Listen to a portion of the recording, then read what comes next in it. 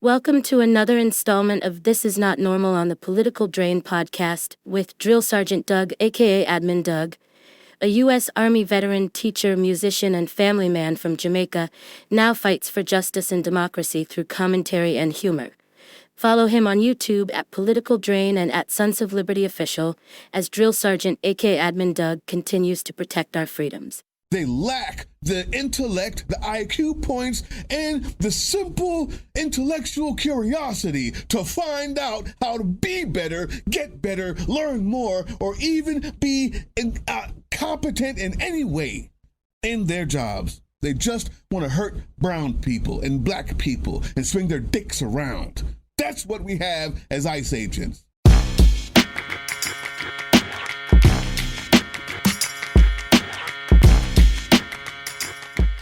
What's up, YouTube? Drill Sergeant here. And Donald Trump is still not released the Epstein files. And he's still a pedophile himself and an abuser of women and children and still the president. And this story will not take away from that. But today's story happens to be about ICE, its racism, its incompetence. And we have the story coming directly from somebody who's involved, not with ICE, but with the system that they were using to hurt, detain, and destroy someone else's life. This person who we're going to be talking about is Eduardo Flores Ruiz, and he has a court date coming up. So I figured I'd tell you the entire story through the eyes of the person who is involved intimately in the detail, and we will keep his name out of it. On April 18th, 2025, Eduardo Flores Ruiz appeared in court for a status conference related to a domestic violence case. That day, ICE and DHS agents entered the Milwaukee County Courthouse with the intention of removing Flores Ruiz and processing him for deportation at the courthouse. Anyway, he had previously been deported, people, and he did not seek authorization to return to the United States. There you go. The federal agents did not seek any sort of guidance from the workers or the court officials or the chief judge district, Carl Ashley. Here's the beginning of incompetence. This is what happens when you give people who are Dunning-Kruger effect specimens dumber than they think they are. They don't have any idea of what rules and regulations are or training. And you bring these people up from the mountains and the foothills of the most racist places in Tennessee and Georgia from their militias after pardoning them and turn them into ICE agents. Instead of just asking, instead of just looking for anything. Anyway, we're going to continue on with the story. I'm not supposed to be doing a diatribe. Let's continue. Chief Judge Ashley had not formally written any policy regarding ICE or other federal agents and their ability to arrest individuals in courtrooms or even being inside the Milwaukee County Courthouse as of April 18th, 2025. While Flores Ruiz was appearing for his scheduled court date, federal agents entered Judge Hannah Dugan's courtroom. Remember that name? I'm sure you do. If not, we'll remind you. They entered that courtroom with an administrative warrant, which allows ICE to arrest the defendant, but not search or enter private property. You can arrest a person, but you're not allowed to go into their private property and search or arrest them there. That warrant is something that's not signed by a court official, like a judge or a magistrate, but an agent of the agency, and that's why they're not allowed to do that. These are the things that maybe you should know the next time you hear about this case in the coming months. Judge Dugan became upset that these agents had entered her courtroom unannounced. There was a discussion in the hallway where the agents were directed to the chief judge's office. Now, the DOJ alleges that during that time, Judge Hannah Dugan directed the defendant and his attorney through a side door, quote unquote. And that side door, YouTube, leads back to the public hallway. Yeah, where the agents could have detained the defendant. The same hallway where they were and could have detained the defendant if this administration didn't have the intellect of an average fruit fly, that is. Instead, the premier law enforcement officials allowed the defendant to leave that floor via elevator. and get outside the building, where he tried to run and was chased down on foot and then arrested. According to the criminal complaint, Judge Dugan was charged with 18 U.S.C. 1505, obstructing or impeding a proceeding before a department or agency of the United States, and 18 U.S.C. 1071, concealing an individual to prevent his discovery and arrest. Now, regarding the obstruction or impeding a proceeding before a department or agency, what proceeding? What proceeding? You mean arrest? That seems like an arrest, not any kind of legal proceeding. You know, like the one that the Judge Dugan was trying to have. That's a proceeding. Yeah. She was having a proceeding before you fucking idiots decided to swing your dicks around her courtroom. That's what happened. Now let's talk about the concealing an individual to prevent his discovery and arrest. According to the courthouse videos obtained by a local news station, there was an FBI agent with him. YouTube. And his attorney said the elevator that he was in, the FBI agent was there with him as well, right? And then they followed him out the courthouse entrance. These are things you should know before Mr. Ruiz gets back into another courtroom and you start hearing the spin from an orange maniac orangutan who throws his shit against the wall for fun and games or when he's upset. When they start to give you a spin, remember these things I just told you. Here's some more. That quote-unquote side door leads to the public hallway. Why? If you intended to detain someone, would you send most of the goon squad to the chief judge's office instead of, here's a thought, having 2 or 3 of these amazing agents stick around in the hallway? Maybe catch him when he comes back to the public hallway. Yeah, here we are. Oh, and here's a bright idea. Here's good. Ask where all the elevators are and ask about the layout of the hallway. Have enough Gomer piles to, coordinate his going out either of the set of elevators. How do I know that? YouTube. I have an insider source. An inside source tells me that there are 2 sets of elevators and a service elevator. One set of elevators and the service elevator go to the parking garage. All elevators go to the ground floor where the exit is. Me having this inside source means that I now have more foreknowledge of the place than the ICE agents and the DHS going to arrest him. Because they're incompetent children. Because they've learned everything they know about law enforcement on TV. Because they're failures as adult human beings and as professionals. They lack the intellect, the IQ points, and the simple intellectual curiosity to find out how to be better, get better, learn more, or even be competent in any way in their jobs. They just want to hurt brown people and black people and swing their dicks around.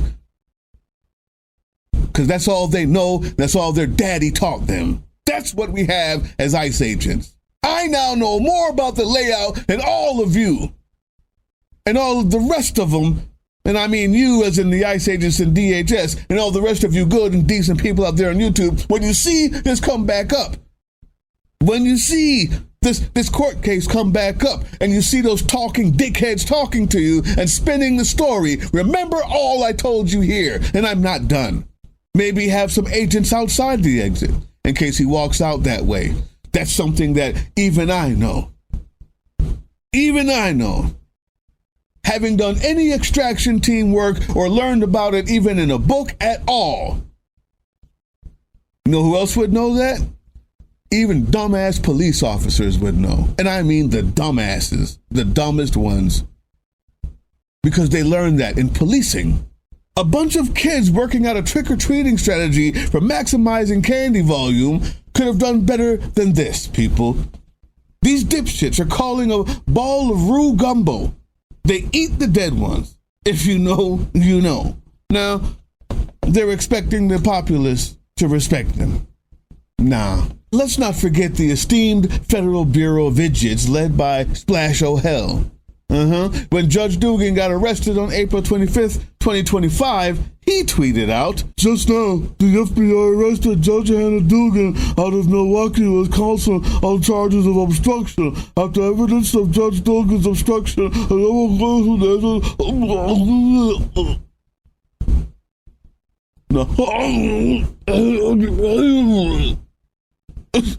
That's what it sounds like to me. His fucking stupid ass eyes. That's it. And it ends something with something. We chased him down on foot like Batman. Hoorah. It is not generally FBI policy to comment on individual arrests, oh hell, or comment about ongoing investigations. Splash. Judge Dugan is not a danger to public safety. She's not really a flight risk at all. She's a judge. So this is FBI dictator, emphasis on the dick, feeling like a big boy. That's it. Even though he's only about 4'9". How strange that at-will germ vector Pam Bondi tweeted following the Judge Dugan's arrest. This. I mean, strange, except for the entire administration, including her circus peanut, a proven pedophile, piss keg's breath, who leaks national security information via Signal and various other dipshits. Nah, people, it's yet another example of how the party of law and order doesn't seem to know what either word means. Don't want to participate in either one. And are Costco-sized hypocrites. Remember, every accusation is, in fact, a confession. And the moral of the story is, on December 15th, when that court date happens for Hannah Dugan, when they try to spin it, when these degenerate, degraded, disgusting anti-American people who run the FBI with eyes wide the fuck open, and the head of the DHS who loves to kill puppies brag about it, and then put on display for America the process by which it takes to become American, like a game show. We reported on that as well, rather than just do the job diligently. She'd rather walk around, run around, and ride around on horses and an American flag while stealing the money given to her campaign. These are the people in charge of law enforcement. So when you see this on December 15th and the spin comes from the dirty, insect-filled mouth of these horrific hooligans, remember what you heard here. Also remember, Hannah Dugan, defensefund.org. If you live in Milwaukee County, you cannot go there to fundraise. You cannot go there and donate money. But everywhere else in the country can. I'd start today if I were you, political drain. Hannah Dugan, defensefund.org. December 15th, they're going to be lying. I want to make sure we've done everything we can to ensure this American hero gets back on the seat. Last but not least, especially, you can support us by buying any of the things you've seen scrolling down here. It's a brand new store, brand new artist. We have a graphics team that has really put in the work. You may have seen something like a real alpha male don't need no daddy. You can bet your bottom dollar I'm getting one of those. I got it on the way. I think. One of them. Listen, help us out. It's good stuff. It's quality. New store. Join the Patreon. We'll show the whole commercial. If you're not getting the news like I gave you, you may want to think about things like ground news instead of whatever else you're looking at. Stay strong. I'm back. Thank you for all the love you've given over the past few days. Everybody's been reaching out. I appreciate it. But I'm back because tomorrow we fight. Hey, yeah, you. Before you click away to watch someone unbox a tactical toothbrush, let's talk about something real. Political Drain isn't just another content mill. We're a digital front in a very real war. Not with bullets, but with ideas, with action, and with solidarity. We pair urgent news with critical education. And we build community around actual resistance, not the hashtag kind. The kind that moves. But here's the thing. None of this is free. It isn't. Behind every video is time, labor, research, and some weird guy asking if we're going to pay the hosting bill. And yeah, some of that money goes to things we can't necessarily say out loud. If you know, you know. Let's just say our special ops aren't Call of Duty LARPers. They're people making real moves to protect, uplift, and organize. You're not just funding a channel. You're funding a resistance network in a world where capital still calls the shots. Unfortunately, in a system built on artificial scarcity, even mutual aid has a price tag. And if we want to grow, if we want to win, we need your help. We need your help. So if you've got even a few bucks to spare, toss it our way. It's not for ads. It's not for merch drops, but for people making moves in the shadows so others can do it in the light. It's just us and you. So fund the mission, fund the fight, fund the future, because nobody's coming to save us. We save each other. That's how this works. Follow us on all these things you see here, and our link tree is in the description. Maybe even get some merch.